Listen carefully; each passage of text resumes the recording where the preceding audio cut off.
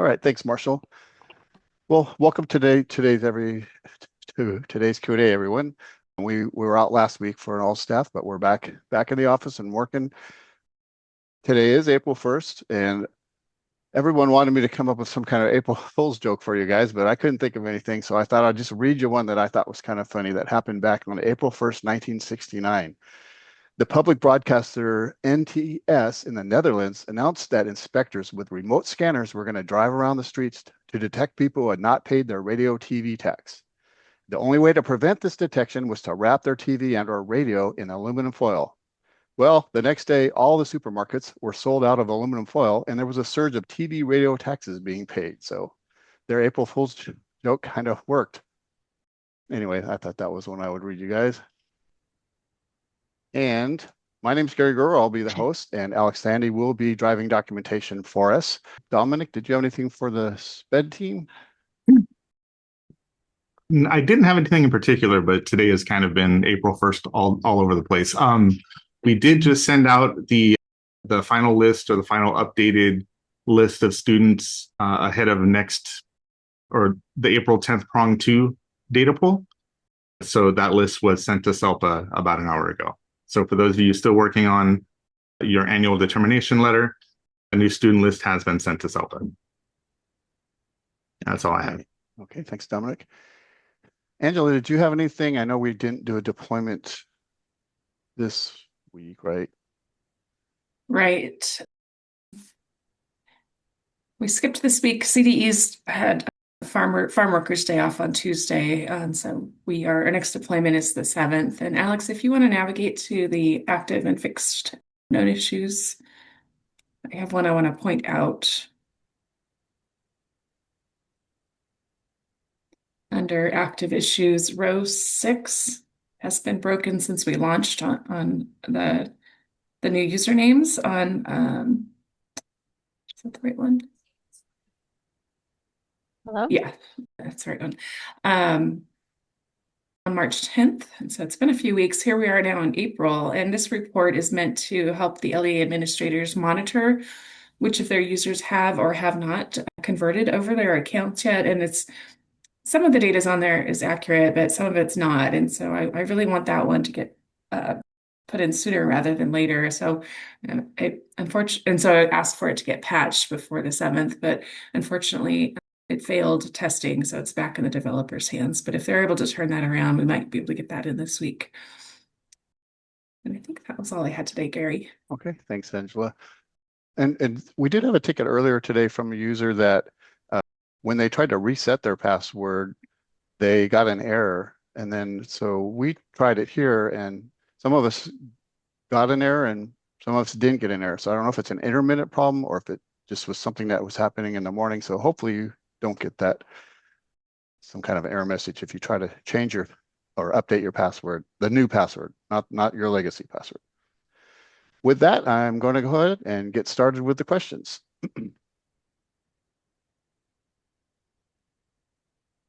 Okay, first question from Claudia. Is there an issue with DD error SIRS 705 and missing student instructional support indicator? The student identified in the lists are not special education students. Could you please confirm why this error is being triggered?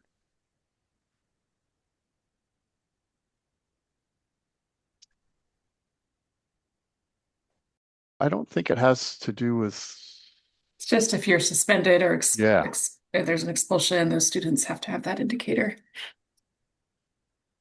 Right, and we got a couple of tickets on these, and generally there was no issue with that error. We usually find out what is the reason. I know you gave some SSIDs here, but that would be better in a service ticket, so we could dig into it a little deeper with those and find out why you're getting those errors.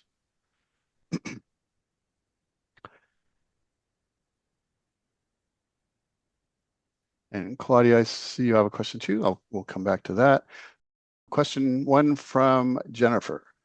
For the 194 expanded learning program reporting, do we only report FRPM eligible students who are enrolled in ELP, or do we report all students who are enrolled in an ELP regardless of their FRPM eligibility? The latter, all students. Thanks, Angela. Q1 from Gladys. What happens if schools do not resolve the non-compliant meetings that were identified in the ADL after prong 2 and prong 3 data pool? So after the prong 2 poll, any remaining issues of noncompliance are considered findings of noncompliance. And those go in, those are reported to the LEA, I believe in a letter to the superintendent.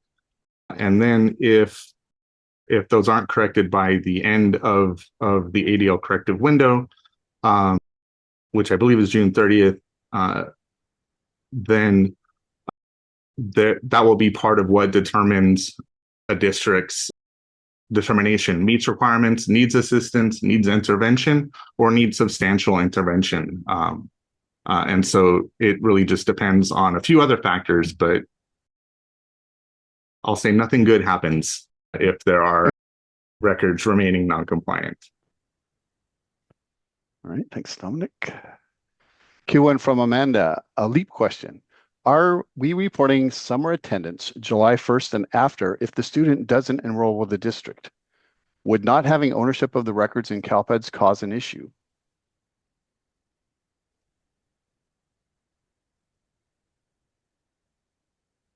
Alex has it up.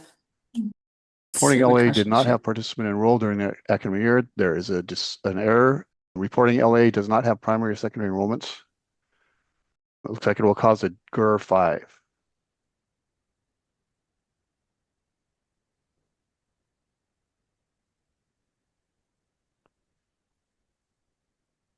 Okay, question 1 from Angela. For those who will not be able to attend any of the live ELY 1 through 2 primer trainings, will the recording be posted on the CSIS YouTube channels? And if so, do you know when? I submitted a ticket about a couple of weeks ago, but I think it may have gotten lost in the translation. I know that they do record the trainings and they are posted. At least one of the sessions is posted for each type. Yes, I don't know when. Marshall, do you know when? Yeah, Gary, the primer should be posted probably right after this session. It's cleared. We're just about ready to clear the EOY 1, and all the sessions should be posted by April the 6th is our goal for those. Thanks, And Marshall. Marshall, that ticket is assigned to you. If you wouldn't mind replying to her, just so the ticket's not hanging out there. I will do that. 334-680. All right, question 1 from Lydia. Are the NSLP applications pulled from CALPADS for Sunbex, or do they need to be uploaded to the EDCS? I know something needs to be uploaded to the EDCS for Sunbex.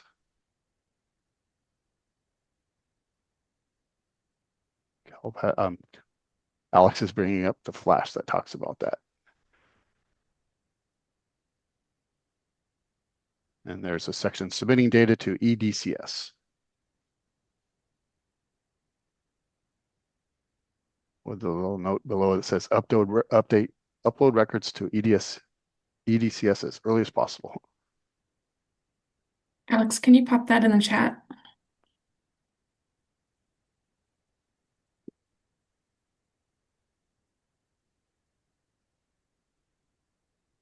Thanks, Alex. Q1 from Emilio. We are closing one of our schools by the end of the 25-26 school year. What action steps do we need to take to have the school delisted in CALPADS? Anything else should we be sure to do in CALPADS? I saw the PowerPoint on the CSIS website, but wanted to double check here. Thanks. So you want to make sure you close out all of your enrollments and in particular identify if you have any dropouts for the 25-26 school year, and then plan on having to certify that LEA in the fall 1 26-27 school year, because that you'll affirmatively tell us whether or not you had any dropouts to certify. And then it'll naturally fall off the year after. So it's always plus 1 year after they close that they show up on the drop-down reports. Thanks, Angela. Q1 from Monica. Any updates on the availability of the CSIS new file extracts for expanded learning? It's hard to say.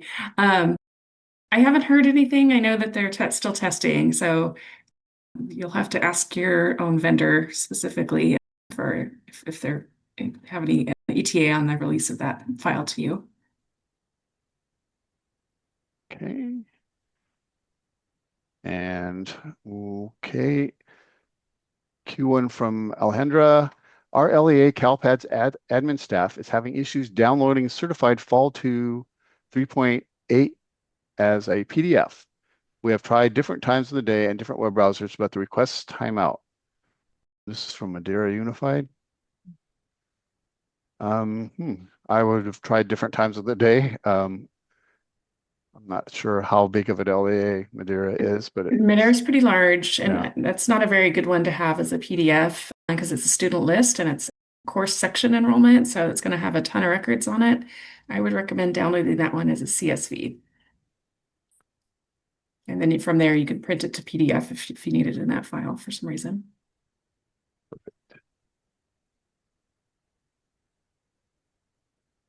Okay, and Q2 from Claudia.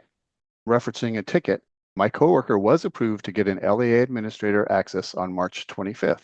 As of today, she still does not have the LEA administrator role available to her user account. I know there's the process at CD. They have a form they send out that gets populated, signed by the superintendent, and then sent back to the CDE, and then they create the account. I did find that ticket, Gary, and Claudia's right. I think they had a mistake or something over there because. What I did, Claudia, thank you for the ticket number, as I reopened it and nudged the owner of that ticket at CDE, so she'll see that. So hopefully they'll get back to you today. Okay, thank you. We're done. All right, I'm going to give you guys 45 minutes back. No. Bye. See ya. Happy April Fool's Day. Are you guys joking us? I think a lot of folks are on spring break this week. Yeah. We have a low participant count today. Angela, I was telling them that my wife is on spring break, and I should have taken it off because we got a notice from HR that if we have a lot of excess vacation time, we need to take it. And so she's on vacation out watching movies and stuff with the grandkids, and I'm stuck here working. Messed up. Well, I'm glad you're here because both Paul and Matt are out this week, so it's nice to have coverage. That's interesting. When did you get that email from HR? 11:56 today. And apparently, I wasn't the only one because Nate and Karen posted that they have hours to burn too. They usually send it to your manager, and I did not get a copy of that. So thank you for noting that. And I will be taking some vacation soon, apparently. Good. Wait for the rain to pass. Yeah. It's very dark and gloomy here today. Yep. Did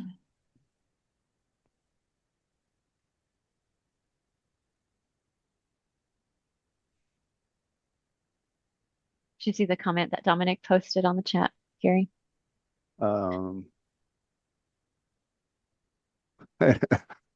There's a Gary-shaped cloud in the headset in the air spinning. That's funny.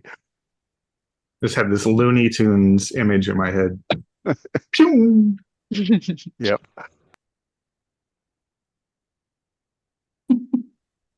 Oh, Brussels sprout cake pops.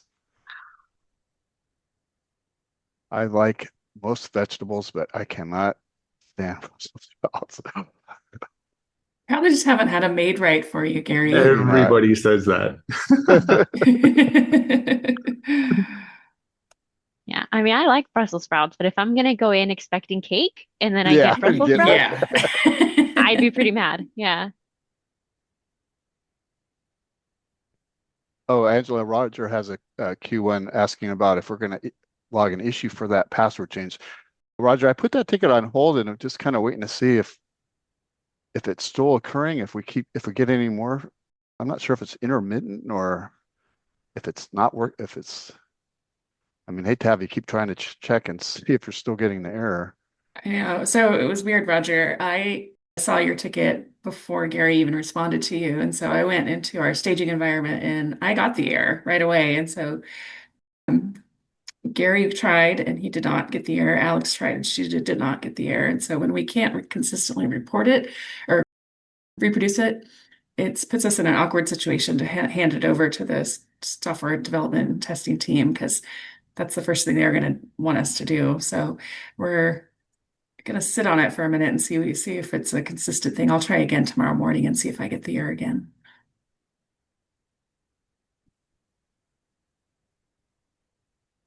And so what Roger's asking about is he logged into his new CalPADS.org account and went to his profile and clicked the change password link. And then when he went through the steps of putting the old password and then the new password twice, he got some very bizarre error.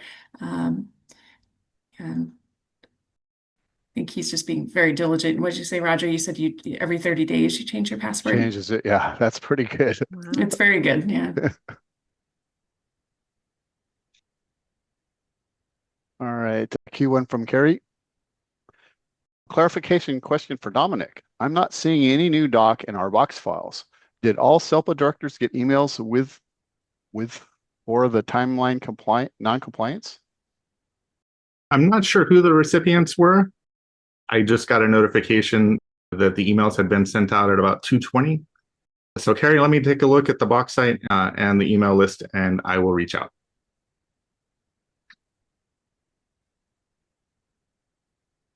And Kimberly noted that her SELPA received it.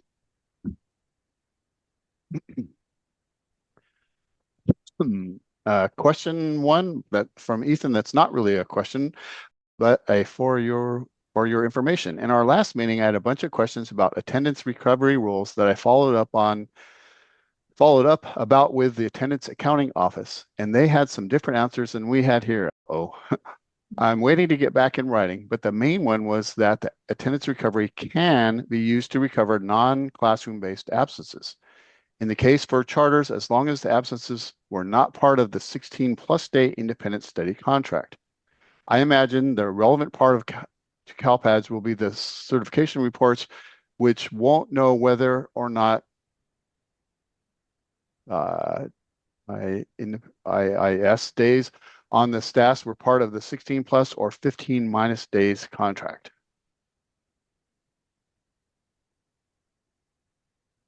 Okay, good information. I'm not sure what to say about it. Independent. I knew it was going to be independent study something. Thanks, Ethan. I know it's still pretty new for a lot of us, and we're still trying to wrap our heads around it. So hopefully we'll be able to get everyone together with the same answers soon. May need an additional field on the stats ultimately. I wonder if we need, once you have that in writing, Ethan, if maybe you want to submit it as a ticket so that we can just bring it up with our requirements team, making sure that we got our ducks in a row for that. It's a good idea, Alex. Yeah, so that would be a good idea if we could work with them to make sure that we're all on the same page all the way around.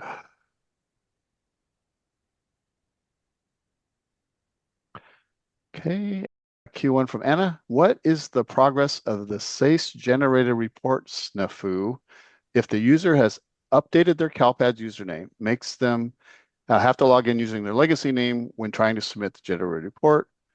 I know it's a SACE thing, but any scuttlebug info refix process. You know where we're at on that, Angela.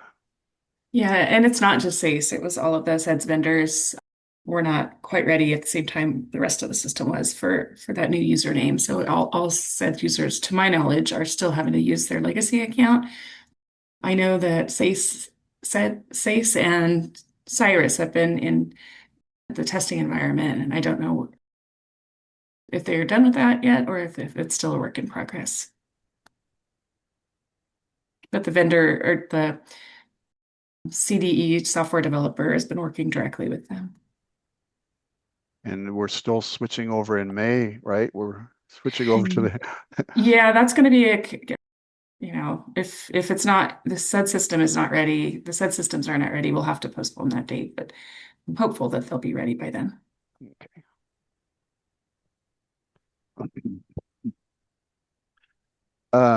From K Baptista, I up Q1. I was at the end. There you go. Q1. I upload all students that are migrant, homeless, application, direct cert extensions qualifying for free and reduced lunch programs into CALPADS. Do I still need to send something to EDCS if they pull from CALPADS? I'm afraid that they will get doubles.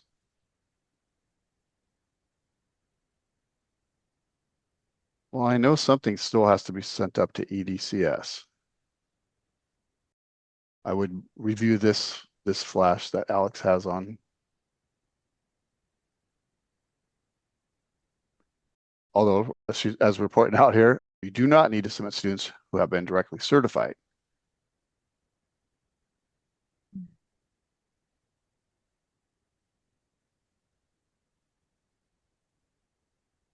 So I would review this flash to be sure what you need to send to EDCS.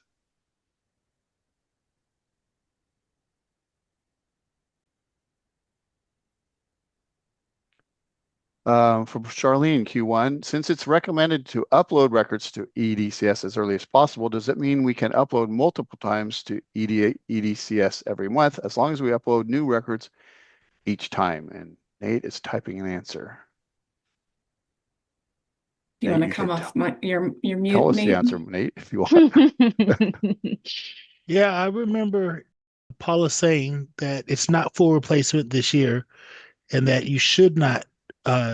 Last year, we told you to upload the records in its totality because it was full replacement, but it's not this year. So I think that the regional, it's on YouTube, it's recorded. Paula talks about the Sunbucks, but that process has changed. And Alex highlighted LEAs will only need to send new students each time a file is uploaded to EDCS. So apparently you can keep uploading it with new students.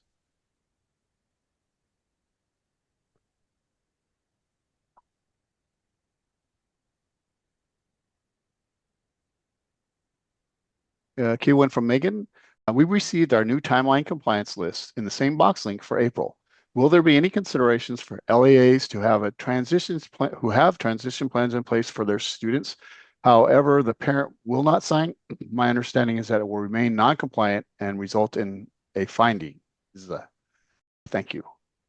Unfortunately, that is the case. If you have a plan record for a student that has non-compliant data elements, and those have been corrected in a subsequent plan, but the parent will not sign the plan, then you cannot report the plan because parental consent to the plan is required for implementation. And so that record would unfortunately remain non-compliant. And this is directly from Brandy. So yeah, just to clarify, I know sometimes I think I've talked about taking this one up the chain before, and that was the response. That was already from up the chain.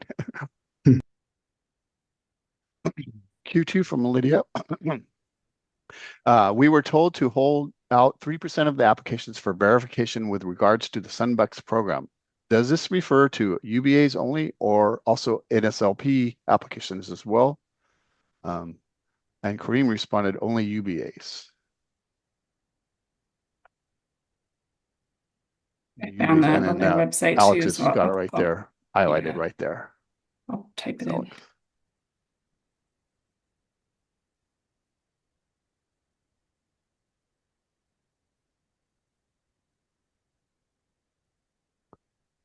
All right.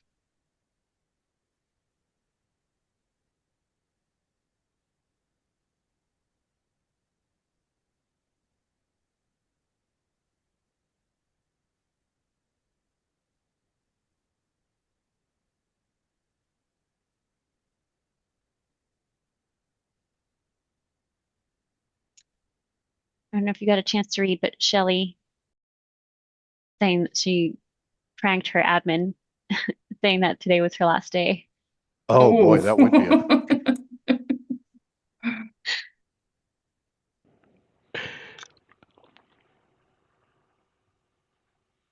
well.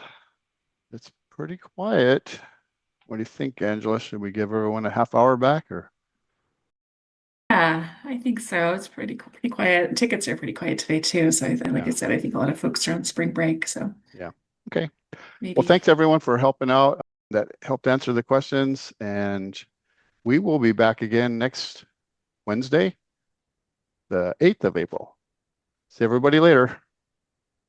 Good Bye. job, guys. Good job. I got it from here.